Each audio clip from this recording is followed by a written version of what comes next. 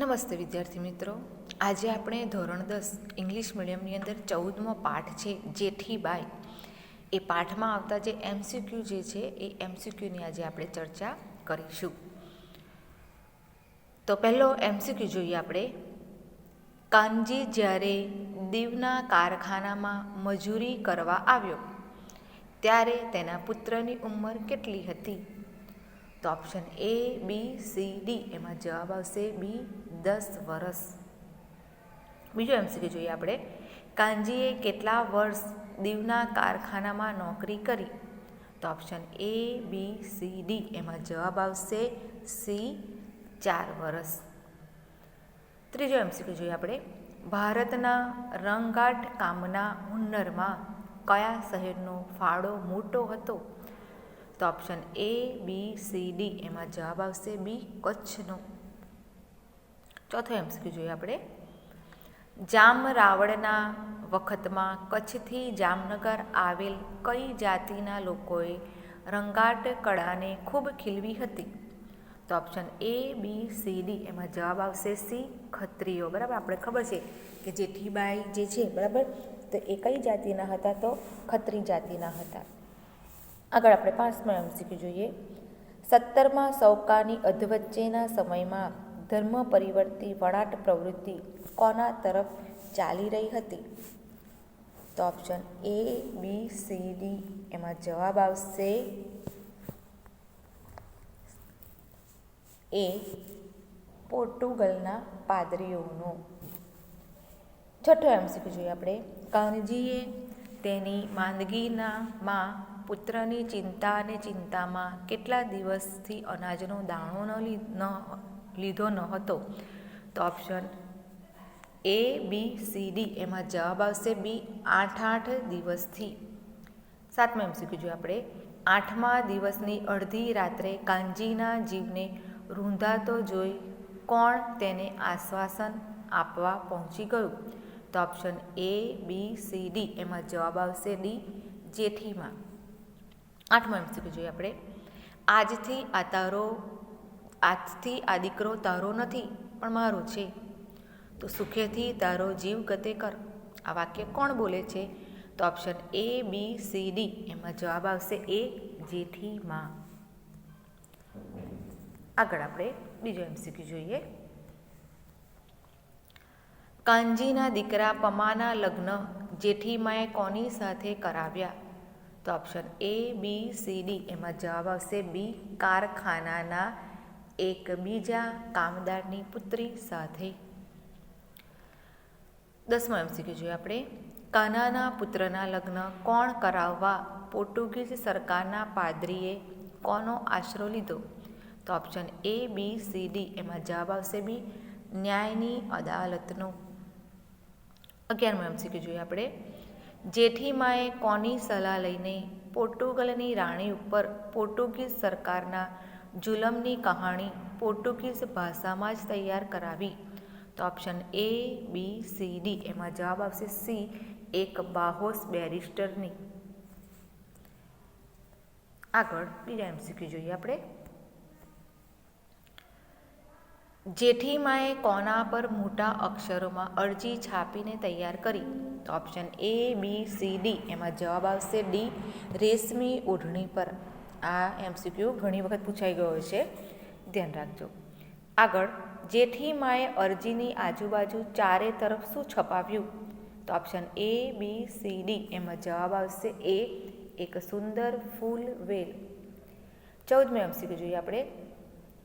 દીવ બંદરેથી કેટલા સમયની મુસાફરી કર્યા પછી જેઠીમાનું વહાણ પોર્ટુગલ પહોંચ્યું? તો option A, B, C, D એમાં જવાબ આવશે બી, 2 અઠવાડિયાની મુસાફરી. આગળ બીજા એમસીક્યુ જોઈએ આપણે. 15મો એમસીક્યુ. પોર્ટુગલના ગવર્નરના 2 મોટા અધિકારીઓને મળવા ગયા ત્યારે જેઠીમા તેમની સાથે શું લઈને ગયા હતા? તો option A, B, C, D એમાં જવાબ આવશે ડી, ધોળે દિવસે હાથમાં સળગતી મશાલ. 16મો એમસીક્યુ જોઈએ આપણે.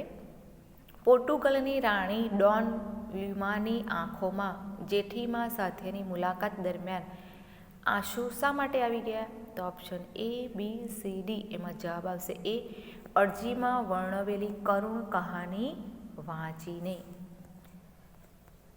આગળ બીજા MCQ જોઈએ આપણે. ભારતમાં પોર્ટુગીઝ સત્તાનો જુલમી કાયદો પોતાના ખાસ ફરમાનથી કોણે રદ કરાવ્યો? તો option A, B, C, D. એમાં જવાબ આવશે B, પોર્ટુગલની રાણીએ. 18મો MCQ જોઈએ આપણે.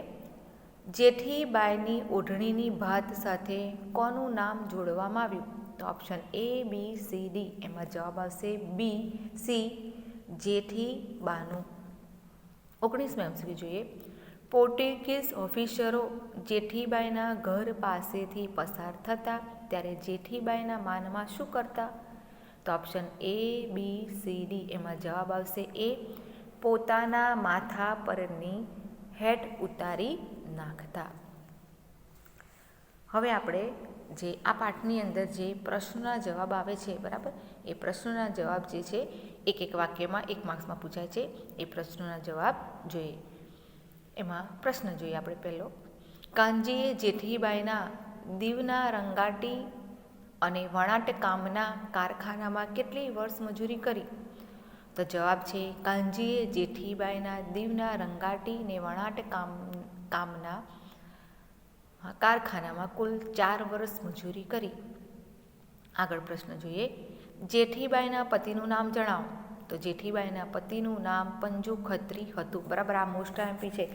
આ MCQમાં પણ પૂછાઈ શકે છે અને એક વાક્યમાં પણ પૂછાય છે કે જેઠીબાઈના, કારણ કે પાઠની અંદર એક જ વખત, બરાબર, જેઠીબાઈના પતિના નામનો ઉલ્લેખ છે. બરાબર, એટલે જો ધ્યાનથી પાઠ વાંચવામાં ન આવે તો આપણને આવા સામાન્ય જે એક વાક્યના MCQ તરીકે કે એક વાક્યના પ્રશ્નમાં પૂછે ખબર નથી પડતી. એટલે આ પ્રશ્ન મોસ્ટ એમપી છે, પૂછાઈ ગયેલો પ્રશ્ન છે. એટલે શું હતું? જેઠીબાઈના પતિનું નામ હતું પંજુ ખત્રી. આગળ આપણે બીજો પ્રશ્ન જોઈએ. કાનજીના દીવ બંદરમાં સગા સંબંધીઓમાં કોણ કોણ હતું? તો જવાબ આવશે કાનજીના દીવ બંદરમાં સગા સંબંધીમાં તેમનો પોતાનો પુત્ર પમો અને કારખાના સાથે કામ કરતા મજૂરો જ હતા. આગળ પ્રશ્ન જોઈએ આપણે બીજો. દીવ બંદરથી જેઠીબાઈના કારખાનાનો પુષ્કળ માલ કયા કયા દેશો માટે ચડતો હતો? તો જવાબ આવશે જેઠીબાઈના કારખાનાનો માલ દીવ બંદરેથી યુરોપ, ઈરાન અને જંગબાર મોઝામ્બિક માટે ચડતો હતો. બીજો પ્રશ્ન જોઈએ આપણે. ગુજરાતના સુલતાનોના સમયમાં કોણે આક્રમણ કરી દીવ જીતી લીધું હતું? તો ગુજરાતના સુલતાનોના સમયમાં પોર્ટુગીઝ લોકોએ આક્રમણ કરી દીવ જીતી લીધું હતું. આ પણ પ્રશ્ન જ્યાં પૂછાઈ શકે એવો છે. આગળ પ્રશ્ન જોઈએ આપણે. પોર્ટુગલની મહારાણી વતી દીવનો વહીવટી કોણ ચલાવતું હતું? તો એનો જવાબ આવશે પોર્ટુગલની મહારાણી વતી દીવનો વહીવટ પોર્ટુગીઝ ગવર્નર ચલાવી રહ્યો હતો. આગળ પ્રશ્ન જોઈએ. ભારતમાં ખ્રિસ્તી ધર્મના ફેલાવા માટે કોણ કામ કરી રહ્યા હતા? જેઠીબાઈ પાઠના આધારે જણાવો. તો 17મા સૌકાની અધવચ્ચેના સમયમાં ભારત દેશમાં ખ્રિસ્તી ધર્મના ફેલાવા માટે પાદરીઓ કામ કરી રહ્યા હતા. આ પણ મોસ્ટ એમપી પ્રશ્ન છે, પૂછાઈ ગયેલો છે. આગળ પ્રશ્ન જોઈએ આપણે.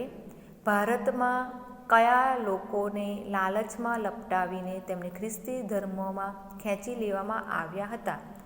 તો જવાબ આવશે ભારતમાં અજ્ઞાન અને ભોળા લોકોને લાલચમાં લપટાવી તેમને ખ્રિસ્તી ધર્મમાં ખેંચવામાં આવ્યા હતા.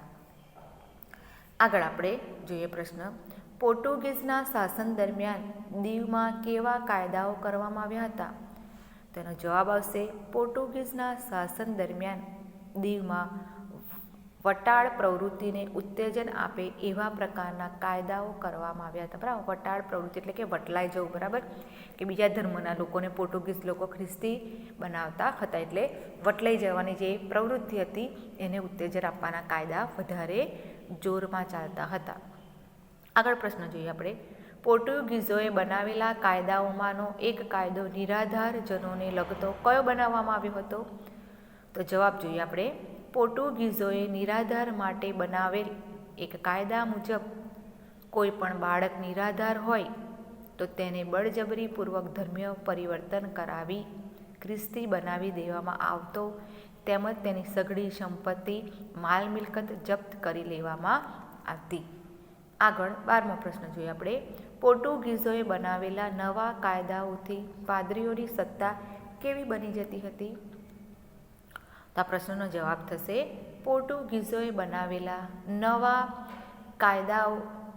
કાયદાઓથી પાદરીઓની સત્તા અને તેમની જો હુકમી અમર્યાદ બની જતી. આ પણ પ્રશ્ન પૂછાઈ શકે એવો છે. આગળ પ્રશ્ન જોઈએ. કાનજીના કાળજાને કઈ ચિંતા કોરી ખાતી હતી? તેનો જવાબ આવશે કાનજીના કાળજાને એના મૃત્યુ પછી પુત્ર પર ખ્રિસ્તી પાદરીઓનો કાયદો કેવી આફત લાવશે એની ચિંતા કોરી ખાતી હતી. 14મો MCQ જોઈએ આપણે. 14મો પ્રશ્ન જોઈએ. જેઠીમાં મરણ પથારીએ પડેલા કાનજીના મનની કઈ વાત પામી ગયા? આ પ્રશ્ન જે આપણા MP છે પૂછાઈ શકે એવો છે. તેનો જવાબ આવશે મરણ પથારીએ પડેલા કાનજીના મનમાં સતત ને સખત ચિંતા તેના પોતાના પુત્રના ભવિષ્યને લઈને હતી, જે કાનજીના એક ઈશારા માત્રથી જેઠીબાઈ પામી ગયા હતા. આગળ બીજો પ્રશ્ન જોઈએ આપણે. કાનજી તેનો જીવ નિરાતે છોડી શકે તે માટે જેઠીમાએ કઈ પ્રતિજ્ઞા લીધી? આપણા MP છે, આ પણ પૂછાઈ શકે એવો છે. તેનો જવાબ છે કાનજી તેનો જીવ નિરાતે છોડી શકે તે માટે જેઠીમાએ પ્રતિજ્ઞા લીધી કે મારું આખું કારખાનું ઊંધું વળી જાય તો પણ તારા દીકરાને ઊની આંચ નહીં આવવા દઉં. આજથી આ તારો દીકરો તારો નથી, મારો છે.